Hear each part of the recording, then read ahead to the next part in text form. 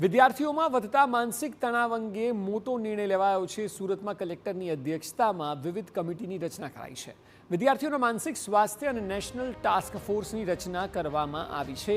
કમિટીમાં collector, શિક્ષણ અધિકારી, યુનિવર્સિટીના વાઇસ ચાન્સેલર સહિતના લોકો છે।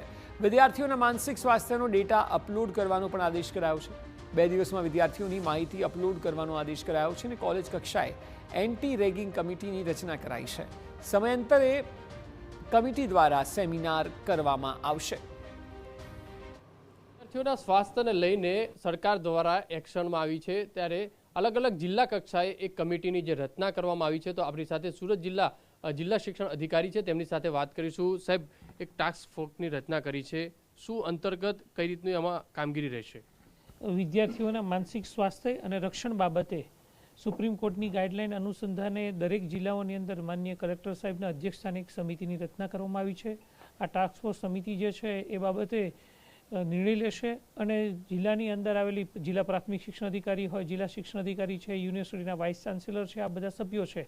આ ઉપરાંત સિવિલ હોસ્પિટલના સર્જન છે, જે માનસિક સ્વાસ્થ્ય સંદર્ભે વિદ્યાર્થીઓના માનસિક રીતે સારી રીતે ભણી શકે, આ હેતુથી વિદ્યાર્થીઓ કોઈપણ પ્રકારનું અનિચ્છનીય પગલું ન ભરે આવી બધી બાબતોની તકેદારી રાખવા માટે, આ ઉપરાંત વિદ્યાર્થી મિત્રની નિમણૂક કરવા માટેની વાત છે।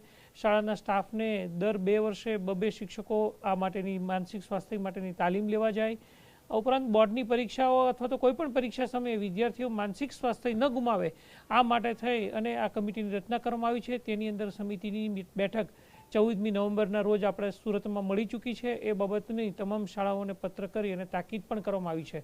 વિદ્યાર્થીઓ માટે મોટિવેશનલ તાલીમો ગોઠવી, મોટિવેશનલ સેમિનારો ગોઠવવા, જેથી કરીને વિદ્યાર્થીઓ પરીક્ષામાં નાપાસ થવાના ભયના કારણે અથવા તો નથી આવડતું એ ભયને કારણે કોઈપણ વિદ્યાર્થી ખોટું અનિચ્છનીય પગલું ન ભરે અને વિદ્યાર્થીઓ પોતે પાસ થઈ શકે અને ભવિષ્યની અંદર આગળ વધી શકે।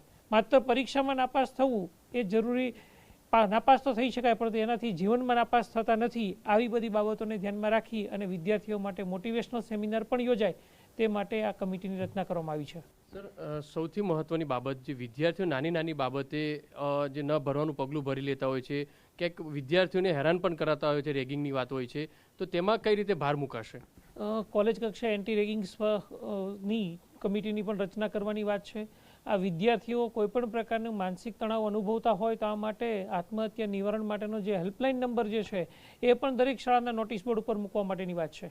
સુરતની અંદર, આપણા રાજ્યની અંદર એમ કહી શકે સૌથી અગ્રેસર રહ્યું છે અત્યારે, પણ વિદ્યાર્થીઓ માટે થઈ અને પોલીસ કમિશનર કચેરી દ્વારા પણ હેલ્પલાઇન જાહેર કરવામાં આવી છે। જિલ્લા શિક્ષણ અધિકારી કચેરી દ્વારા 24 કલાક માટે પણ હેલ્પલાઇન જાહેર કરે છે કે જે વિદ્યાર્થીઓને જે વિષયમાં મુશ્કેલીઓ હોય એ માટેની હેલ્પલાઇન પણ નોટિસ બોર્ડ ઉપર દરેક શાળાની અંદર મૂકવામાં આવશે। વિદ્યાર્થીઓ ગમે ત્યારે તે શિક્ષકોને ફોન કરી અને પોતાના વિષયનું સમાધાન પણ મેળવી શકે છે। સર, કમિટી દ્વારા તો કામગીરી કરાશે, સ્કૂલ તરફથી જો ગંભીરતા નહીં લેવાય તો કઈ રીતે કમિટી પગલાં લઈ શકે છે?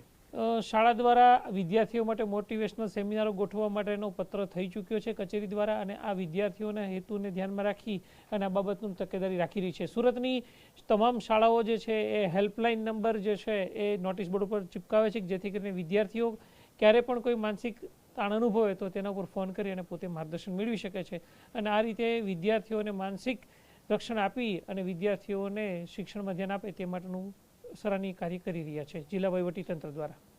જે રીતે જિલ્લા શિક્ષણ અધિકારી કહી રહ્યા છે કે તમામ સ્કૂલોને જે પત્ર છે તે મોકલી દેવામાં આવ્યો છે અને સાથે સાથે કોલેજની અંદર એન્ટી જે રેગિંગની કમિટી છે તે પણ રચના કરવામાં આવી છે, કારણ કે વિદ્યાર્થીઓ નાની બાબતે જે મન દુઃખ લાગી જતું હોય છે, સ્કૂલોની અંદર એકબીજા વિદ્યાર્થીઓ સાથે જે ઘર્ષણ થતી હોય છે તેને કઈ રીતે નિવારી શકાય, આ તમામ જે કમિટી દ્વારા નિર્ણય લેવામાં આવશે ને સમય અંતરે જે છે સેમિનાર છે તે પણ યોજાશે।